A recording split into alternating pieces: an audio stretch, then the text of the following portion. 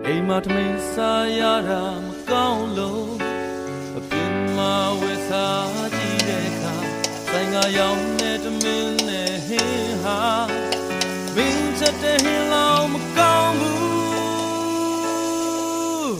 မင်းလောင်ကိုပေါ်ဘသူမှမကောင်းဘူးမင်းတရားထဲတော့ကိုယ်ထွက်ကောင်းနိုင်ဆုံး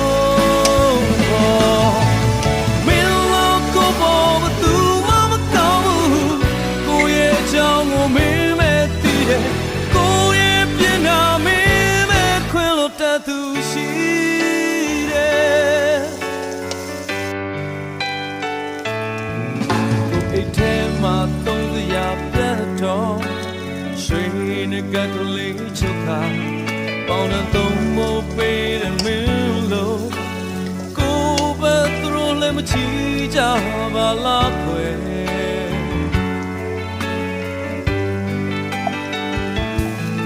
နေထိုင်မကောင်းလို့အိမ်ရ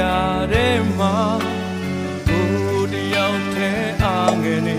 ဝေယဝိသမလို့ကိုပေါ်ဘသူမှပြုစုမပေးဘူး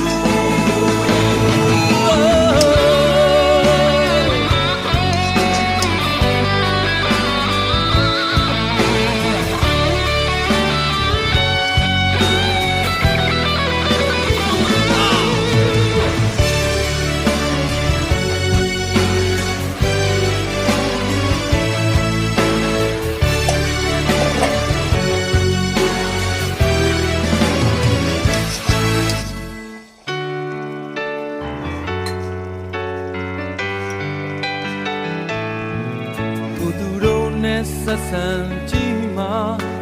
အလုံးလုံးနောင်တရလာတဲ့ဘာမဟုတ်တဲ့ပြဿနာ